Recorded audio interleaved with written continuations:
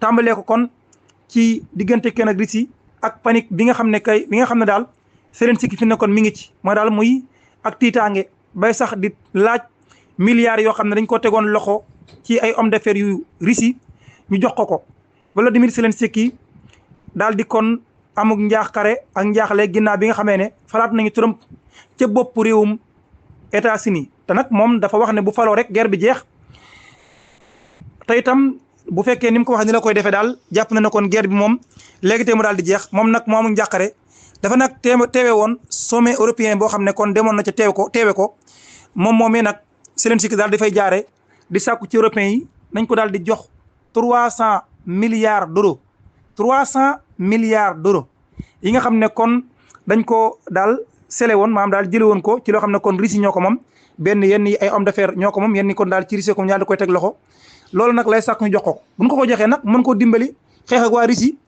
jaara fa nag critiquer waa Europe critiquer na leen daal ni leen nag yéen moom di ngeen dépendre trop di ngeen dépendre maanaam dépendance bi am ci européens yi ci Amérique mu jàpp ne daal loolu ñàkk mat la ak itam ñàkk daal am moom seen bopp lay firndeel moom daal jàpp na ne ñoom dañoo dépendre trop ci Amérique mel ni daal kon moo leen di jiital di leen wax fa ñuy jaar ak fu dul jaar mu jàpp na loolu kon matul jaaduwul ci ñoom ginnaaw bi nga xam ne kon Trump kon falu na mel ni daal kon jural na ko njàqare ba tax kon mu daal di attaqué européens yi di sàkku ci ñoom nag nañu ko jox xaalis bi nga xam ne kon moom lañ tege ci loxo ci waa Russie ngir nag mën ko dimbali ko ci guerre bi ndax ñu daal jàpp na ne kon ëllëgu guerre bi moom ak Trump mi mu gis mën naa am daal lam ci bëgg kon doodu ko ci amati ki jamono jooju sax Trump ci boom kon di xalaat dialogue ak ki nga xam ne kon moo di président Poutine moom daal jàpp na ne kon faaw ñoom ñaar ko ñu toog waxtaan Trump kon dàqul benn yoon dialogue digganteem ak Poutine loolu kon daal di xamle ci ab discours am boo xam ne kon wala bokk ci waxtaan yoo xam ne kon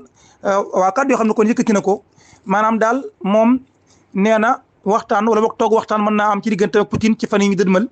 di loo xam ne nag gëj naa am de président bu réewum Amérique toog ak président bu Russie wax ak moom depuis 12 février 2022 la kon gëj a am mooy daanaka bi nga xamee ne kon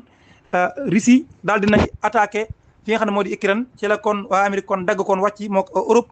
waaye daal moom président Trump kon nee na dàqul benn yoon toog waxtaan ci diggam ak ki nga xam ne kon moo di président Poutine su ko defee rek daal waxtaan wooyu mën a kon xool yeen buntu la ñuy jaar ngir jeexal guerre bi